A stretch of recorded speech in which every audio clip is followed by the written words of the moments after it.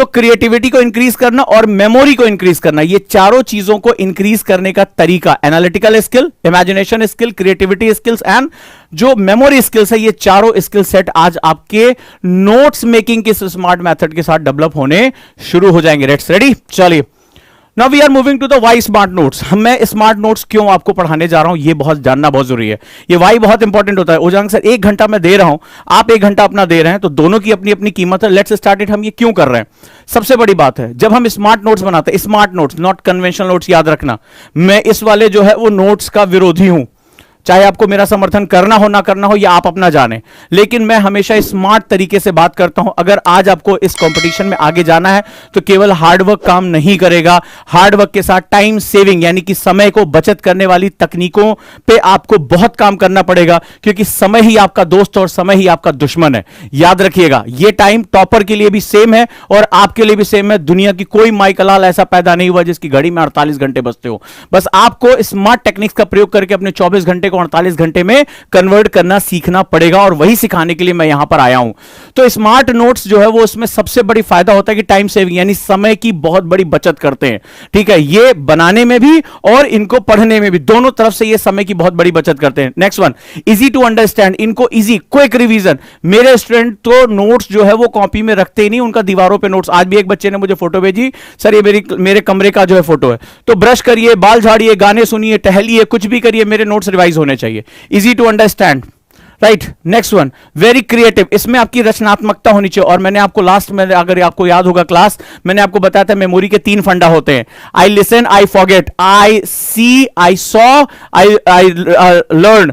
अब मैंने क्या किया, मैंने देखा, मुझे याद हो गया। Remember, I do, I learn, अब मैंने करके देखा, मैं सीख गया। तो अगर सीखना है, क्रिएटिविटी लेकर आनी है, तो आपको इस तरह के नोट्स में जाना पड़ेगा। And next one is active studies, यानी जो आपको सुस्ती आती है, डे ड्रीमिंग आती है, दिमाग भटकता है, वो सारा का सारा यहां पर रुक जाएगा। इसीलिए स्मार्ट नोट्स बहुत इंपॉर्टेंट होते हैं। दिस इज द बस जो हमारा फंडामेंटल होता है वो बहुत इंपॉर्टेंट होता है। तो चलिए हम लोग शुरू करते हैं। हमें इसके फायदे समझ में आ गए, हमें आज की क्लास में क्या क्या आउटपुट मिलना है वो समझ में आ गया।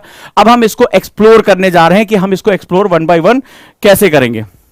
चलिए, स्मार्ट नोट्स मैंने आपको पहले बताया था कि मिनिमम 4 तरह के होते हैं हायर लेवल पे। लोअर लेवल से स्मार्ट नोट्स, एक कन्वेंशनल नोट्स बनाते हैं, इसके बाद भी इसके जो है वो अलग अलग लेवल होते हैं जो आपकी मैच्योरिटी के साथ आपको सिखाए जाते हैं। जो इंटरनेशनल, टोनी बुज़ैन इसके जो है लीडिंग एक्सपर्ट थे, वो बेसिकली इसके फंडामेंटल्स होते हैं। तो इस पे कई लेवल होते हैं। जो मैंने देखा है अभी तक मेरे अपने अनुभव से, जो टॉपर्स होते हैं, जो मतलब यूपीएससी को टॉप करते हैं, एग्जाम्स को टॉप करते हैं, वो साइनॉप्सिस बनाना सीख जाते हैं। मतलब अपनी प्रैक्टिस में वो साइनॉप्सिस बनाना सीख जाते हैं।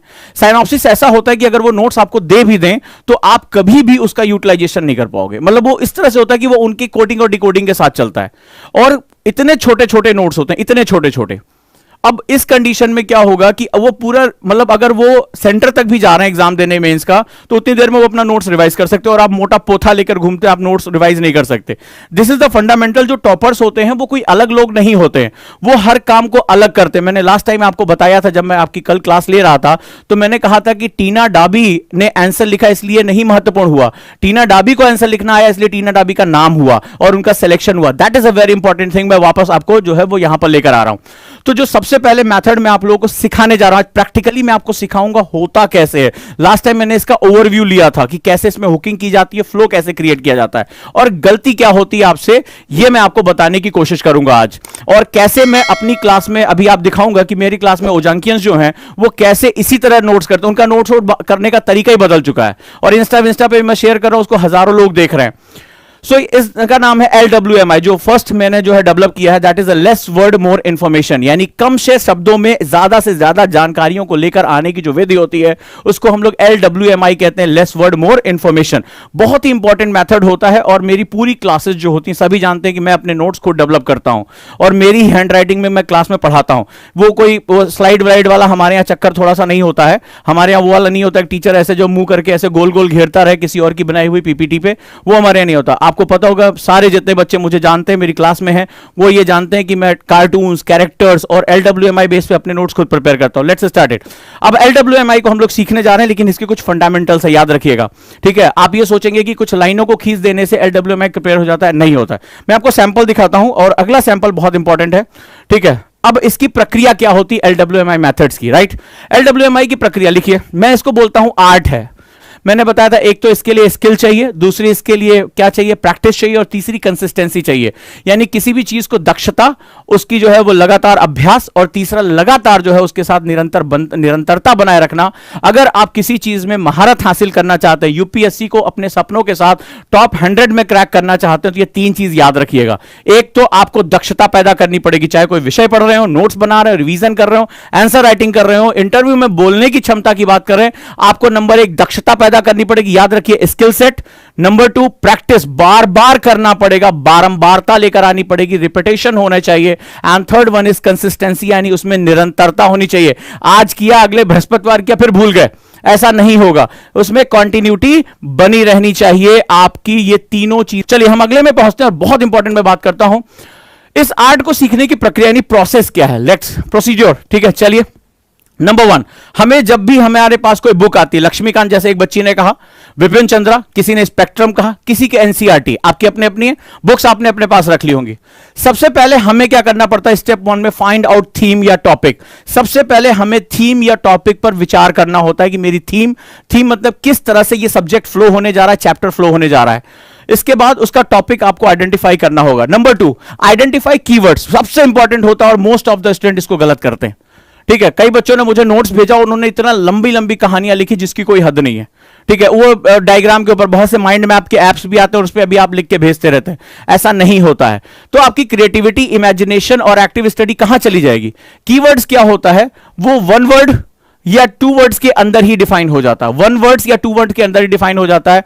हमें किसी सेंटेंस का कीवर्ड यानी कुंजी वाक्य ढूंढना पड़ता है, वो ऐसा शब्द जिस पर वो पूरा लाइन या पूरा स्ट्रक्चर डिपेंडेंट होता है। याद रखिएगा, यही सबसे इंपॉर्टेंट आर्ट होती है, इसी के अंदर आपकी पूरी इन्वॉल्वमेंट प्रवेश कर जाती है। तीसरा, स्टार्ट हुकिंग, हमें हुक्स बनाने होते हैं, और ये हुक्स बहुत महत्वपूर्ण होते हैं। जैसे अगर आपने मेरे LWMI नोट्स देखे होंगे तो वहां पर क्या होता है, मैं एक पॉइंट से दूसरे पॉइंट फ्लो करता जाता हूं, हर पॉइंट लॉजिकली जुड़ा होता है। आपने अगर नोटिस किया होगा तो आपके में कई बार मैं शब्दों में सिर्फ छोटे छोटे शब्द इस्तेमाल करता हूं, सेंटेंस पूरा गायब होता है, लेकिन स्टूडेंट को कोई परेशानी नहीं होती है, वो एक पॉइंट से दूसरे पॉइंट इजिली फ्लो करता हुआ चला जाता है। और आपने देखा होगा बड़े से बड़े चैप्टर का मेरा नोट्स बहुत हार्डली इतने में बनके तैयार होता है, क्योंकि इतना इजी, और बच्चों ने कहा कि इतना पढ़ने में मजा आता है। मैं आपको सैंपल दिखाऊंगा अभी। तो यहां पे क्या होता है, हुकिंग हम शुरू करते हैं, हुक करते हैं। हुक करने का मतलब होता है एक आइडियल स्ट्रक्चर दूसरे स्ट्रक्चर के साथ जाकर हुक हो जाता है। उसके लिए हम व्हाट, हाउ, वेयर, इनके बारे में बात करते हैं, मतलब क्या, क्यों, कैसे, किसके लिए। और अगला जो नियम होता है यूज फ्लो, यानी हमें प्रवाह का प्रयोग करना होता है। नोट्स एब्रप्टली नहीं होते, कभी भी एब्रप्टली नोट्स आप कभी भी अपने दिमाग में एस्टैब्लिश ही नहीं कर पाओगे। तो आपको क्या करना पड़ेगा, उनका फ्लो बनाना पड़ेगा, साथ ही साथ आप कलर्स का यूज करेंगे। अब आप कहेंगे सर नोट्स में कलर्स का यूज, जी हां, अगर ऐसा नहीं होता तो आप किसी भी संस्कृति, किसी भी आप जो है सिविलाइजेशन को देख लो, उसमें हम कलर्स का बहुत ज्यादा योगदान करते हैं। हमारे घरों को देख लो, हमारे त्योहारों को देख लो, चारों तरफ हमारी प्रकृति को देख लो। पृथ्वी जब बसंत काल आता है तो कितनी खूबसूरत लगती है, फूल खिल जाते हैं। जब वेस्टर्न साइड में जाओगे तो वहां स्प्रिंग्स जो है वो सीजन बहुत ही खूबसूरत माना जाता है। तो ये कलर जो होते हैं वो हमारी मेमोरी को इनहेंस करते हैं, हमें खुशी देते हैं, और इसकी वजह से हमारी जो ग्रैस्पिंग पावर होती है वो बढ़ जाती है। तो यूज फ्लो हमें करना है। अब फ्लो हमें डिसाइड करना है अप या डाउन, लेफ्ट और राइट। ठीक है, हमें इस तरह जाना है। तो जनरली मेरे जो नोट्स होते हैं वो अप डाउन होते हैं और लेफ्ट टू राइट होते हैं, जो कि हमारा एक जो है वो परंपरागत मेथड होता है हमारी आंखों के मूवमेंट का। तो हम लोग फ्लो डिसाइड करेंगे। याद है, चारों लिख लिया। सबसे पहले आपको एक थीम आइडेंटिफाई करनी पड़ेगी जो आपकी सेंट्रल थीम होती है। दूसरा, आपको कीवर्ड, इसी में आपका सारा दिमाग इन्वॉल्व होता है, कीवर्ड्स मुझे आइडेंटिफाई करना है। तीसरा, आप स्टार्ट हुकिंग, यानी आप जो हुक करना शुरू करेंगे कि मेरा अगली जो लाइन होगी या अगला जो कॉन्सेप्ट होगा वो पिछले कॉन्सेप्ट के साथ कैसे अटैच होगा, आइसोलेशन में नहीं होना चाहिए। और चौथा जो है फ्लो और कलर्स का इस्तेमाल आप करेंगे। डन है आपके लिए। चले हम लोग आगे। अब इसमें देखिए क्या लिखा है, अगर मुझे इसके नोट्स बनाने हैं तो यहां पर मैं क्या करूंगा, मैंने यहां घास बना दी। ठीक है, ये घास, घास मतलब ये डोमिनेंट टाइप हो गया, डोमिनेंट। ठीक है, ये मुख्य बात। यहां पर क्या होगा, ग्रासलैंड डोमिनेंट। और क्यों, इसलिए डोमिनेंट का मतलब, अब जब मैंने कहा कि यहां घास जो है वो सबसे प्रभावशाली वनस्पति है, घास सबसे प्रभावशाली वनस्पति है, grass is a dominant type of जहां वेजिटेशन।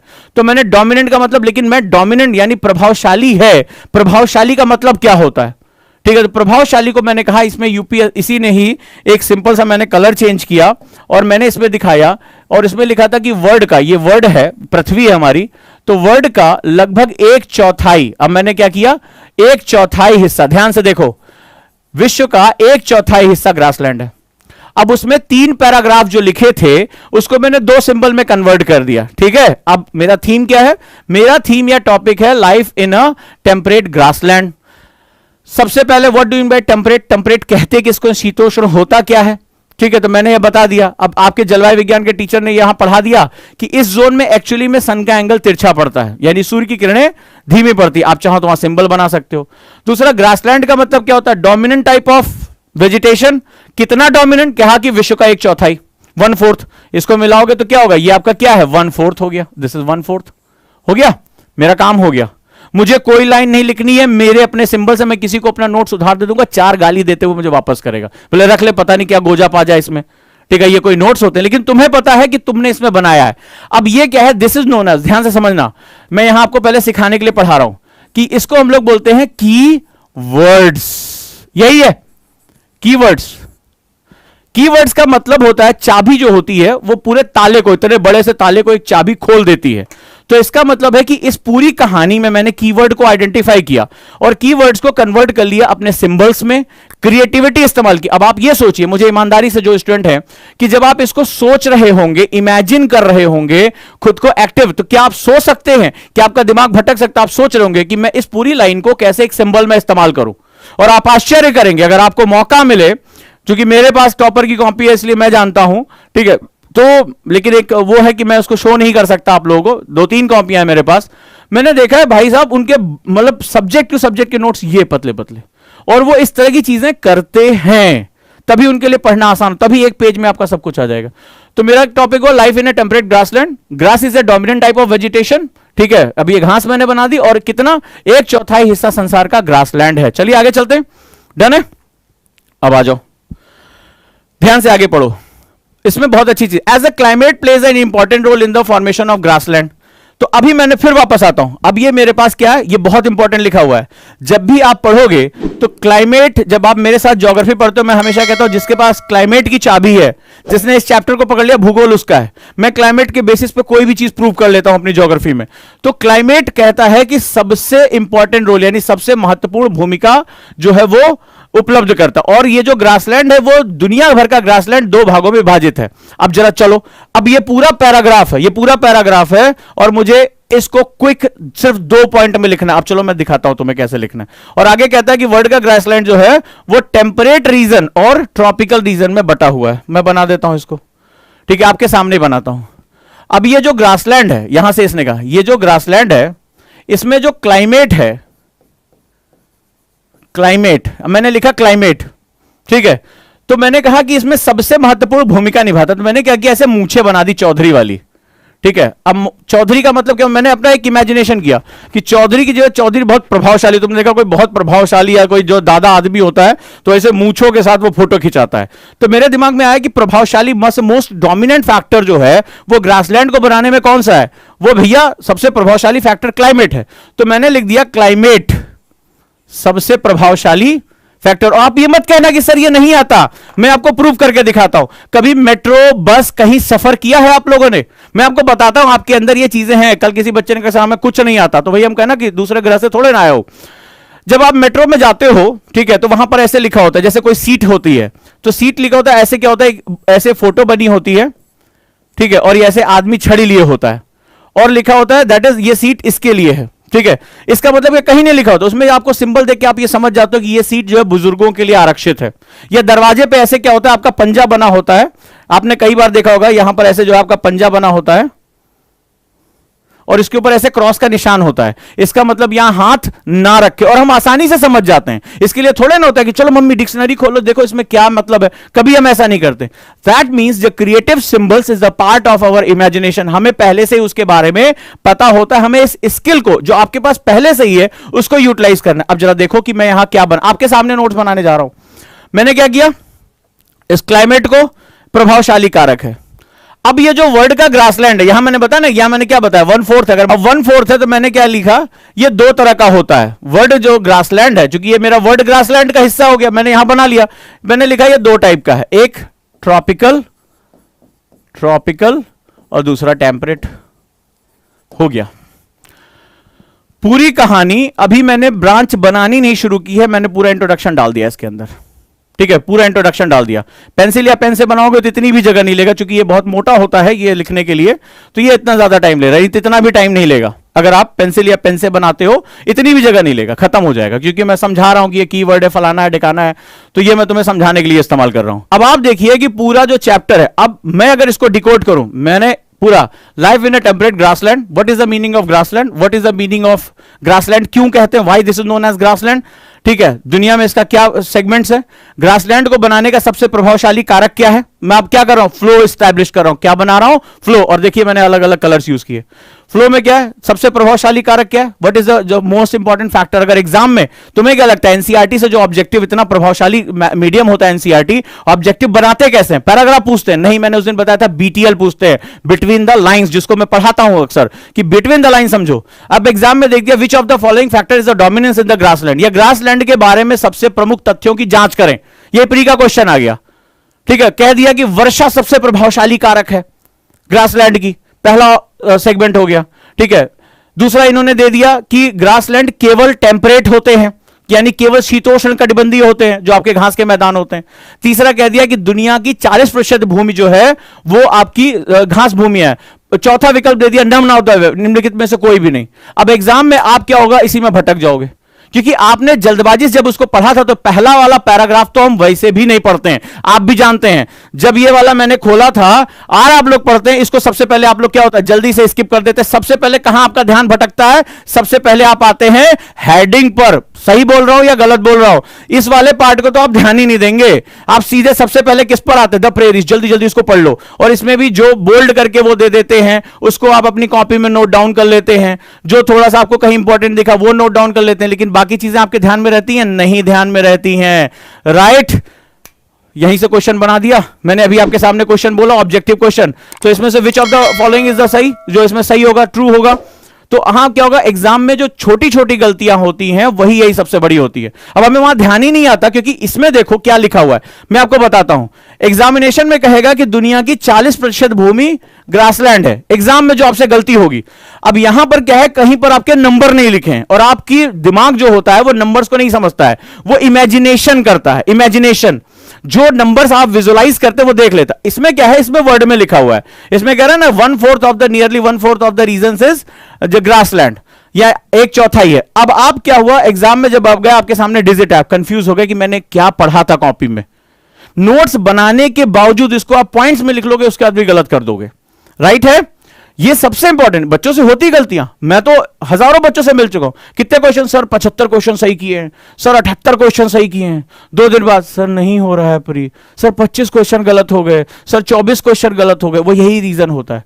वहां पे क्या होता है, क्योंकि यहां आपने पढ़ा है डिजिट, यहां आपने पढ़ा वर्ड, यहां आ गया डिजिट, खेल गया आपके साथ। अब वहां दिमाग में नहीं आता यार कितना किताब में पढ़े थे, कितना परसेंट था, तो फिर वहां आपसे सिलेक्शन में गलतियां हो जाती हैं। डन है। अब वहां पे सिंपल सा पूछ लिया कि जो है वो वर्षा सबसे इंपॉर्टेंट। अब आपने क्या हुआ, आपको लगा कि वर्षा ही क्लाइमेट है, नहीं, वर्षा जो होती है यानी रेनफॉल होता है वो क्लाइमेट का एक फैक्टर होता है। क्लाइमेट में बहुत कुछ आ जाता है वहां के लिए, सिर्फ जो है वो रेनफॉल। अब आपको लगा रेनफॉल, यस यस यही तो क्लाइमेट है, और आपने वहां टिक मार दिया, खत्म हो गया खेल, ठीक है। तो आपको बहुत ध्यान से बीटीएल, मैंने हमेशा कहा बिटवीन द लाइन, यही तो सबसे खास बात है। एनसीईआरटी या लक्ष्मीकांत ही है, विपिन चंद्रा की बात करो, स्पेक्ट्रम की बात करो, उसमें बीटीएल निकालना पड़ेगा, उसमें फैक्ट्स को निकालकर यूज करना पड़ता है, ठीक है। और हमें अपने लिए उसको मॉडिफाइड करना पड़ता है, इसीलिए मैंने कहा रीस्ट्रक्चरिंग, बहुत सोच समझ के लाइन लिखी थी, रीस्ट्रक्चर करना पड़ेगा, तब जाकर यूपीएससी जो है वो आप क्रैक कर पाओगे। ये किताब तो सबके पास है, जो 13 के 13 लाख लोग जो है फॉर्म भरेंगे उनके पास सेम यही किताब है, अलग नहीं छपती है, सबके लिए यही वाली छपती है। देखो तुम्हारे यहां भी जो होगी वो बिल्कुल ऐसे ही होगी, अलग नहीं होगी, यही फोटो यही सब कुछ। लेकिन क्या फर्क होता है, कुछ लोगों को पता होता है कि इसमें से क्या निकालना है, और कुछ लोगों को नहीं पता होता क्या नहीं निकालना है। अब हम आ जाते हैं, यहां से हमने कर लिया, ये हमने इसको देखो, आपने देखा इतने लाइन इतने वर्ड्स थे, और इसमें मैंने कोई भी शब्द का इस्तेमाल किए बिना या 1-2 शब्दों का इस्तेमाल किया, नोट्स बना लिए। अब आ जाते हैं, अगला सबसे इंपॉर्टेंट है प्रेरी। यहां से क्वेश्चन प्री में कई बार पूछा गया है, तो अब मैं क्या करूंगा, प्रेरीज पे आ जाऊंगा। अब मेरे मेन थीम से मेरा कीवर्ड जाएगा, मेरी मेन हेडिंग जाएगी। अब पहला तो यहां पर मैंने प्रेरीज के बारे में बात कर लिया, ठीक है, ये मेरा प्रेरीज हो गया। मैं इसको एक सर्किल में इसको घेर दे रहा हूं, ताकि ये मेरा मेन थीम पता चले। अब मुझे आगे जो भी करना है वो प्रेरीज के बारे में बात करते हुए करना है। चलिए देखते हैं क्या लिखा हुआ है। The temperate grassland of the North America known as the prairies. कहां पर? सबसे पहले टेम्परेट ग्रासलैंड जो है, जिसके बारे में हम लोग पढ़ रहे हैं, हमारा बेसिकली जो है टेम्परेट ग्रासलैंड ही हमारा चैप्टर है, तो हमें बार बार इसको लिखने की जरूरत नहीं है। आप क्या करोगे जब नोट्स बनाते हो तो टेम्परेट ग्रासलैंड में सबसे इंपॉर्टेंट आपने लिख लिया। जब मैं टेम्परेट की थीम में, जब मैंने क्या कहा, सबसे पहले मैंने थीम डिसाइड कर लिया। थीम डिसाइड करने का मतलब हुआ कि अब जो भी चीजें आएंगी मुझे बार बार उसको लिखना नहीं पड़ेगा, टेम्परेट ग्रासलैंड, टेम्परेट ग्रासलैंड, मैं क्यों अपना टाइम बर्बाद करूं। तो यहां इसकी सबसे खूबसूरती है कि मेरा हुक हो गया, इसके साथ मैंने क्या किया, इसको हुक कर दिया। कहां पाया जा रहा है? North America. ये मेरे लिए इंपॉर्टेंट है, ठीक है। प्रेरीज, तो प्रेरीज सबसे पहले होता क्या है, सबसे पहले हम गए, ठीक है, कहां पाया गया, ठीक है, वेयर, नॉर्थ अमेरिका, हो गया। तुमने लिखा, तुम्हें याद है, यह बहुत अधिक है तो उत्तरी अमेरिका या नॉर्थ अमेरिका लिख लो, बहुत ज्यादा मजा नहीं आ रहा तो, ठीक है। तो आपने नॉर्थ अमेरिका लिख, यूएसए मत लिखना है, नॉर्थ अमेरिका, इसमें कनाडा का भी हिस्सा आता है, ठीक है, तो याद रखिएगा, नॉर्थ अमेरिका लिख लिया। प्रेरीज कहते हैं it is a region of flat, gently sloping और हिली लैंड। तो सबसे बड़ी बात यह, जो प्रेरी है वो कैसा है, तो फ्लैट है, जेंटली स्लोपिंग और हिली लैंड है। For the most part prairies are the treeless but near the low lying plains, flanking rivers valley, woodland can be found. अब ये जो है प्रेरी, ठीक है, ये क्वेश्चन यहां पर आया हुआ है एग्जाम में। प्रेरीज जो होती हैं ये ग्रासलैंड होती हैं, जब ये जो नॉर्थ अमेरिका में पाई जाती है, यहां छुटपुट घास हल्की हल्की पाई जा रही है। लेकिन जो स्टेपीज होती है, जो दूसरा नाम है, वहां पे जो है वो वृक्ष नहीं पाया जाती है। अंतर पूछा गया एग्जाम में, तो कैरेक्टरिस्टिक भी आपको लिखना है कि मोस्टली जो है वो क्या हुआ, देयर आर ट्रीलेस, यहां पर जो है वृक्ष बहुत कम पाए जाते हैं, ठीक है। तो यहां पर क्या लिखना है आपको, यहां पर जाना है प्रेरीज। अब एक काम करो, सिंपल ऐसे जो है ट्री को काट दो, ट्रीलेस हो गए, ठीक है, या ऐसे बना दो, नियरली ट्रीलेस, लगभग जो है वो वृक्ष है। अंतर पूछा था, ठीक है, स्टेपी और सवाना के बीच का अंतर पूछा था। सवाना को भी ग्रासलैंड बोलते हैं और स्टेपीज को भी ग्रासलैंड बोलते हैं, दोनों के बीच का अंतर पूछा था, बहुत बच्चों ने गलत कर दिया। यहीं से क्वेश्चन आया हुआ था। ग्रासलैंड अभी आपको सवाना भी पढ़ना है, क्योंकि सवाना में क्या होता है, एलिफेंट ग्रास पाई जाती है और वहां छितराए हुए वृक्ष पाए जाते हैं, स्कैटर्ड ट्रीज पाई जाती है। लेकिन स्टेपीज और ये प्रेरी जो है, ये जो हमारे ग्रासलैंड है, टेम्परेट ग्रासलैंड, यहां पर वृक्ष ना के बराबर पाए जाते हैं, ठीक है। ये जो है वो ट्रीलेस पूरा एरिया होता है। यही डिफरेंस उठाकर उन्होंने एग्जाम में पूछ लिया था।